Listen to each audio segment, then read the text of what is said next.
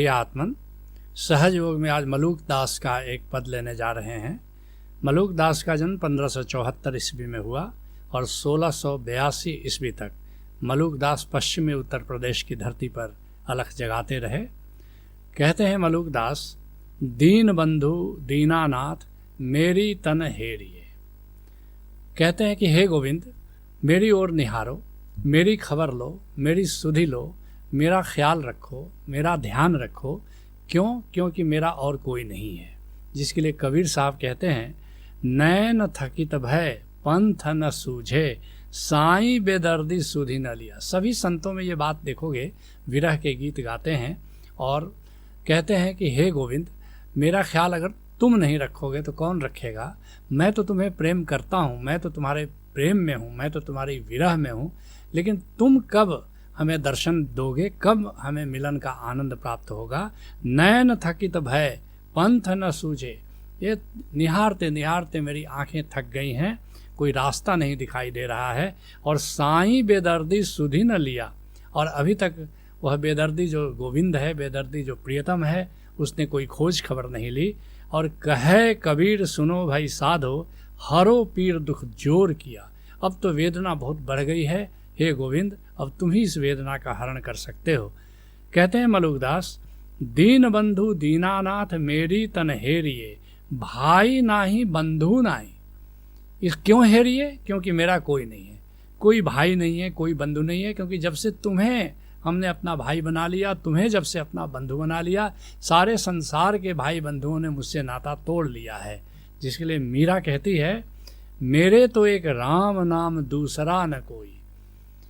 क्योंकि भक्तों के लिए, संतों के लिए, साधकों के लिए राम ही सब कुछ होता है, गोविंद ही सब कुछ होता है। तो कहती है कि मेरे तो एक राम नाम दूसरा न कोई, कोई अब दूसरा मेरा सहारा नहीं। और मीरा राम लगन लगी, होनी होए सो होए। कहती है मीरा, इसकी मुझे परवाह भी नहीं है कि कोई मेरा नहीं है, सिर्फ राम है।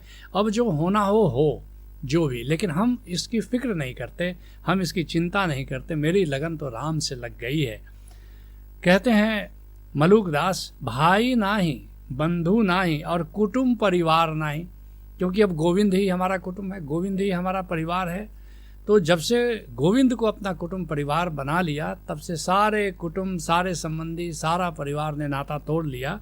जिसके लिए गुरु अर्जुन देव जी कहते हैं, प्रभु जी तू मेरे प्राण आधार। हे गोविंद, तू मेरे प्राणों के आधार हो, और तू मेरी ओट, तुम ही मेरे सहारा हो। और बल बुद्ध धन तुम ही, मेरा बल, मेरा धन, मेरी बुद्धि, ये सब तुम ही हो गोविंद। और तुम ही मेरे परिवार है, और तुम ही मेरे परिवार हो। और किसी परिवार को मैं अपना परिवार नहीं मानता। सिर्फ हे गोविंद, तुम ही मेरे सब कुछ हो, तुम ही मेरे बंधु हो, सखा हो, परिवार हो, मित्र हो। कहते हैं मलूक दास, ऐसा कोई मित्र नहीं जाके ढिक जाइए। कहते हैं ऐसा कोई मित्र है नहीं है जिसके पास मैं जाने लायक समझता हूँ। क्योंकि कोई भी मित्र होगा संसार का, कुसंगी होगा, कोई न कोई कुसंग की बात करेगा कि मलूक दास ये क्या सुमिरन कर रहे हो, जरा कुछ धन कमा लो, जरा कुछ पद अर्जित करो, प्रतिष्ठा अर्जित करो। बस ऐसी बातों में अब कोई मेरा रस नहीं रहा। या पर निंदा करेगा या पर चर्चा करेगा।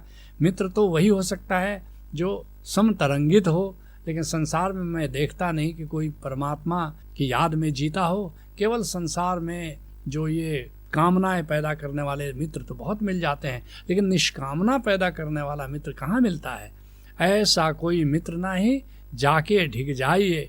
और सोने की सलैया नहीं, मेरे पास कोई सोने की ईंटें तो हैं नहीं, और न उसमें मेरी कोई रुचि है, तो फिर मुझ में भी कोई रुचि नहीं लेता है। क्योंकि जिसके पास धन है उसके तो बहुत मित्र मिल जाते हैं, जिसके पास कोई धन नहीं है उसको मित्र भी नहीं मिलता है। सोने की सलैया नहीं, और रुपये को रुपया नहीं, और चांदी का कोई रुपया भी नहीं है। कौड़ी पैसा गांठ नहीं, जासे कछु लीजिए। और कुछ पैसा भी नहीं है गांठ में कि मैं जा कर के कोई सामान खरीदूं कहीं से, कोई कुछ है ही नहीं हमारे पास। लेकिन इन सब बातों का मूल्य भी नहीं है, क्योंकि एक ऐसा परम धन संतों को मिल जाता है, गोविंद का धन मिल जाता है, जिसके सामने अब ये सोने और चांदी या किसी प्रकार के धन का कोई मूल्य भी नहीं होता। इसको एक नए अंदाज में सुनो। धनियों के तो धन है लाखों, मुझ निर्धन के धन बस तुम हो। धनियों के पास तो हाथी है, घोड़ा है, बहुत कुछ प्रकार के धन है, लेकिन जो भक्त होता है उसके लिए तो गोविंद ही परम धन होता है। कोई पहने माणिक माला और कोई लाल जड़ावे, और कोई रचे महावर मेहंदी और मोतियन मांग भरावे। अनेक अनेक प्रकार से लोग अपना श्रृंगार करते हैं, मोती से, माणिक से, लाल से, माला से, लेकिन सोने वाले, चांदी वाले, पानी वाले, पत्थर वाले, सोने और चांदी वाले तो बहुत हैं, और बहुत सारे लोग हैं जो गंगा स्नान करने जाते हैं, पत्थर की पूजा करते हैं, लेकिन तन के तो लाखों श्रृंगार है, मन के आभूषण बस तुम हो। शरीर के तो श्रृंगार बहुत मिल जाते हैं, लेकिन मन का जो आभूषण है, हमारी चेतना का जो आभूषण है, चेतना का जो श्रृंगार है, वह तो केवल गोविंद है। अन्यों के 100 तीर्थ हैं, मेरे वृंदावन बस तुम हो। अन्य लोगों के लिए तो सैकड़ों तीर्थ हैं, काशी है, काबा है, गिरनार है, बहुत प्रकार के तीर्थ हैं, लेकिन वास्तव में जो भक्त होता है उसका वृंदावन तो केवल गोविंद ही होता है। और धनियों के तो धन है लाखों, मेरे वृंदावन बस तुम है। सच कहो तो जो धनी होते हैं उनके लिए रुपया है, पैसा है, बैंक बैलेंस है, हाथी है, घोड़ा है, कार, अनेक प्रकार के धन है, लेकिन भक्त की रुचि, संत की रुचि तो केवल गोविंद में होती है। कहते हैं मलुकदास, खेती नाही बारी नाही। संत हरिनाम की खेती करता है, इसलिए बाकी किसी प्रकार की खेती में उसकी कोई रुचि नहीं होती, या किसी प्रकार की जायदाद को, ज़मीन को कोई मूल्य भी नहीं देता है। जिसके लिए संत कीनाराम कहते हैं, बंदे कर खेती हरि नाम की। ये बड़ी अद्भुत बात कह रहे हैं। हरि नाम का बीज बो और हरि नाम की फसल तैयार करो। और हरि नाम का बीज क्या होता है? ये जो ओंकार है, बस इस ओंकार के बीज को प्राप्त कहाँ से करना होता है?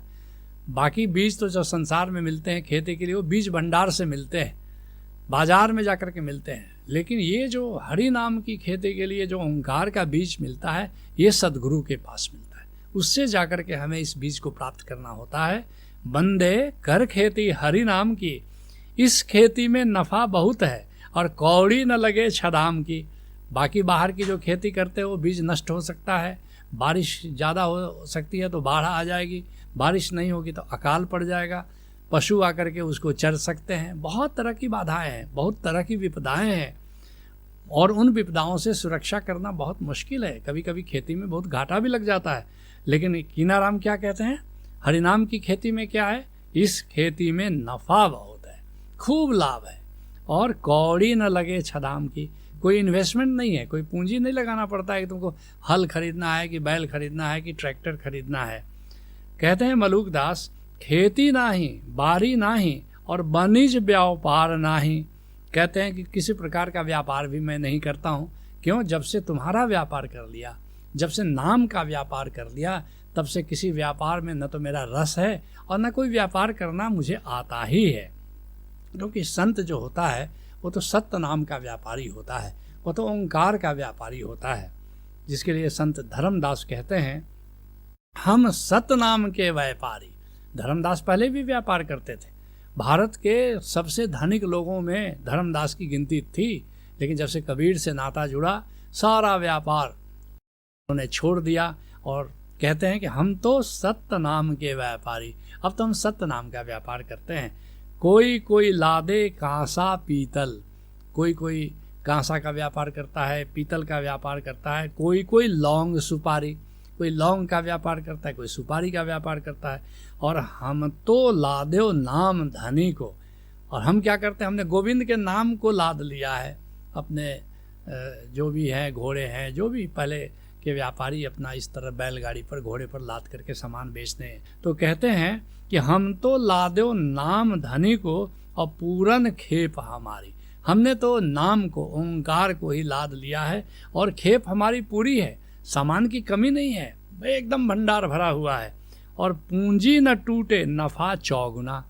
और ये व्यापार बड़ा सेफ है, क्योंकि इसमें पूंजी कभी तुम्हारी जाती नहीं, और नफ़ा तो चौगुना होता है, कभी घाटा लगता ही नहीं इसमें। और वनिज किया हम भारी। और इस तरह मैंने बहुत ही बहुमूल्य व्यापार कर रखा है, बहुत ही ऐसा व्यापार जिसमें कभी घाटा नहीं लगता, लाभ ही लाभ है। और नाम पदार्थ लाद चला है धर्मदास व्यापारी। अब जो धर्मदास है इस प्रकार का व्यापारी हो गया है कि नाम का, ओंकार का ही सामान लाद करके बेचने के लिए चला है। कहते हैं मलूकदास, ऐसा कोई साहू नाही जासों कछु मांगिए। क्यों? ऐसा कोई भी साहूकार नहीं है जिसको मैं मांगने लायक समझता हूँ। कोई साहूकार क्या दे देगा? 5 रुपया दे देगा, 10 रुपया दे देगा, 500, 5000 दे देगा। लेकिन संतों को क्या चाहिए? संतों को तो परम धन चाहिए। वैसा तो कोई साहू नहीं है जो परम धन दे सकता है किसी को। ऐसा कोई साहू नाही जासो कछु मांगिए। इसलिए क्या मांगे हम किसी साहूकार के पास। और ऐसे भी अब हमारा कोई रिश्ता नाता तो रहा नहीं, मैंने किसी के लिए कुछ किया नहीं जगत में, क्यों देगा मुझको? जिसके लिए चरण दास कहते हैं, मोह को कछु न चाहिए राम, हे गोविंद मुझे अब संसार से कुछ भी नहीं चाहिए। तुम बिन सब ही फीके लागे। अगर चाहिए तो तुम ही चाहिए, बाकी तुम्हारे संसार से कुछ भी नहीं चाहिए। तुम बिन सब ही फीके लागे। क्यों नहीं चाहिए? क्योंकि कुछ भी मिल जाए, धन मिल जाए, पद मिल जाए, प्रतिष्ठा मिल जाए, लेकिन तुम्हारे बिना इन सब को पा करके ऐसा लगता है ये सब फीके हैं, ये सब व्यर्थ हैं। और नाना सुख धन धाम, नाना प्रकार के सुख सुविधाएं, धन मिल जाए, मकान मिल जाए, लेकिन गोविंद अगर तुम ही याद नहीं आए, अगर तुम्हारे सुमिरन में ही जीना नहीं हो, तब मेरे लिए तो सारा धन, सारा मकान, सारा भवन सब कुछ बेकार है।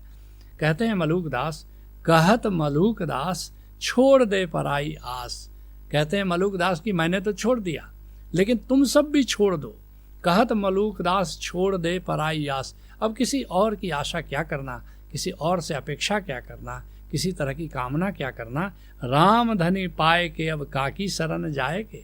अरे राम धनी को पा लिया, गोविंद को पा लिया, राम धन पा लिया, परम धन पा लिया, अब किसकी शरण जाना, किसी के सामने क्यों हाथ फैलाना। जिसके लिए कीना राम कहते हैं, अब मन ले लो हरि का नाम। हे आए मेरे मन, अब राम के सुमिरन में जीना शुरू करो। सुख संपत्ति यह 4 दिना के कोई न आवत काम। क्योंकि संसार का जो भी सुख हमें मिलता है, जो भी सुविधाएं मिलती है, बस 4 दिन के लिए मिलती है, थोड़े दिनों के लिए मिलती है। और अंत में मृत्यु की बेला में, महाजीवन की यात्रा में कुछ भी काम नहीं आता। हित मित उत कोई संग न जइए।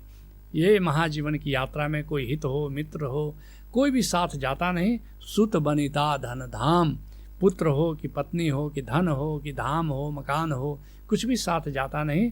राम की ना सतगुरु शरण पा, नाथ लहया विश्राम। सदगुरु की शरण पा करके राम किना ने गोविंद को पा लिया और गोविंद में परम विश्राम पा लिया। ये अध्यात्म की मंजिल है। तुम भी किसी सदगुरु से जुड़ो, उसे नाम का भेद जानो, नाम का सुमिरन करो और नाम के माध्यम से परम पद को प्राप्त कर लो। यही सहज योग है। हरि ओम तत्सत।